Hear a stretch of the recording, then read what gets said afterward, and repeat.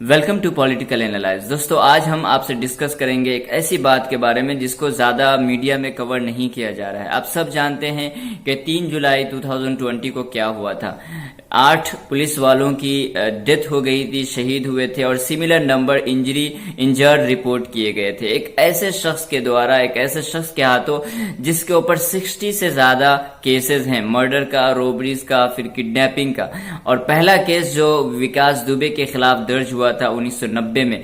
तो ऐसे में सवाल जरूर खड़ा होता है यूपी सरकार के खिलाफ और यूपी की पुलिस के खिलाफ कि ऐसा शख्स जिसके ऊपर 60 से ज्यादा केसेस दर्ज है, उसे तो जेल में होना चाहिए था, लेकिन वो घर पे क्या कर रहा था।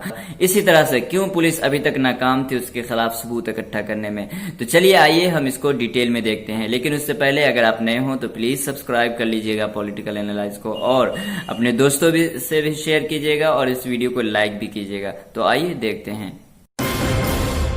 देखिए, अगर विकास दुबे की बात करें तो सबसे पहले जो इनिशियल रिपोर्ट सामने आई है और कुछ गिरफ्तारी भी हुई है, तो इसके अंदर एक बात तो साफ तौर से सामने आ चुकी है कि जो पुलिस वहां गई थी उनको इससे पहले ही, यानी पुलिस के जाने से पहले ही उनको इसकी इंफॉर्मेशन मिल चुकी थी, जानकारी मिल चुकी थी। और इस हिसाब से उन्होंने 20 से 25 लोगों को, बल्कि 25 से 30 लोगों को बुलवा लिया था ताकि उनकी मदद की जा सके।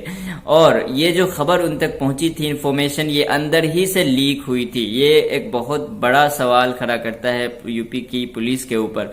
इसी तरह से अगर हम विकास दुबे की बात करेंगे तो ये एक बिकरू गांव है कानपुर के पास, वहीं का रेजिडेंट है, प्रधान भी रह चुका है। और 1990 में इनके खिलाफ पहला केस दर्ज हुआ था मर्डर का। उस शुरू के दौर में इन्होंने बीजेपी के एक लीडर श्री कृष्ण श्रीवास्तव के लिए इन्होंने काम किया था, और उसके बाद इन्होंने बीजेपी को छोड़ करके फिर इसने समाजवादी पार्टी ज्वाइन कर ली, जिसके बाद इसने बीजेपी के एक लीडर का मर्डर कर दिया। और उसके बाद with the passage of time इनके खिलाफ केसेस दर्ज होते रहे, मर्डर का, किडनैपिंग का, इलीगल तरीके से दूसरी की जमीनों को हड़प कर लेने का। लेकिन इन तमाम चीजों के बाद इस शख्स यानी विकास दुबे को कोई बहुत बड़ी प्रॉब्लम का सामना नहीं करना पड़ा, जो ऑफ कोर्स पुलिस के ऊपर भी सवाल खड़ा करती है। और यही वो बात है जिसकी तरफ मैं आपकी तवज्जो को लाना चाहता हूँ। अगर हम देखें पुलिस का जो रवैया रहा है पिछले कुछ दिनों में, खैर वो दिल्ली हो या दूसरी जगह हो, कि ऐसा शख्स जो एक सीरियस क्राइम में इन्वॉल्व था, पुलिस एक चार्जशीट तक उसके खिलाफ दाखिल नहीं कर पाती है या फिर नहीं करती है। ऐसा शख्स जो गन फायर के अंदर पकड़ा जाता है, पब्लिक प्लेसेस में आम लोगों पर फायर करता हुआ देखा गया और आसानी से बेल मिल जाती है। अब आइए हम अपनी लास्ट पॉइंट की तरफ चलते हैं। अगर यूपी पुलिस की बात करेंगे तो हालांकि पिछले कुछ दिनों में यूपी पुलिस की जो इमेज है वो काफी हद तक अपग्रेड हुई है। बहुत ऐसी खबरें भी सामने आई जो वाकईतन पॉजिटिव है और आना भी चाहिए, क्योंकि अगर पुलिस किसी भी कंट्री की ऑनेस्ट हो जाए तो उस मुल्क के अंदर जो करप्शन होता है वो काफी हद तक ठीक हो जाता है।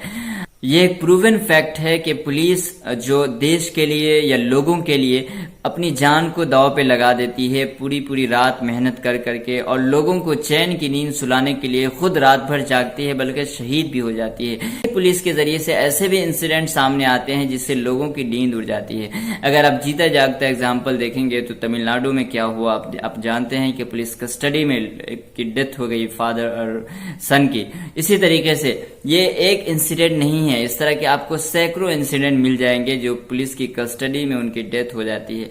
सिर्फ यूपी के अंदर 2019 में 1100 से ज्यादा लोगों को अरेस्ट किया गया, और इसी तरह से ऐसे लोगों के खिलाफ भी वायलेंस का मुकदमा चलाया गया जिनकी ऑलरेडी बहुत पहले डेथ हो चुकी थी या फिर उनकी एज 80 से ऊपर थी।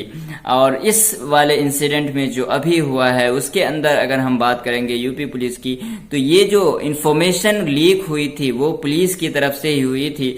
और ये एक बहुत बुरी बात हो सकती है क्योंकि इसके जरिए से वो फुली प्रिपेयर्ड थे, और जो वजह बना 8 से 8 लोगों की या 8 पुलिस वालों की डेथ का। तो इन तमाम बातों से मेरे कहने का जो मकसद है वो एक सेंटेंस की तरफ, रिफॉर्म ऑफ द पुलिस। तो मैं इसी सेंटेंस से अपनी बात को एंड करता हूं। थैंक्स फॉर वॉचिंग, अपना ख्याल रखिएगा। God bless you all.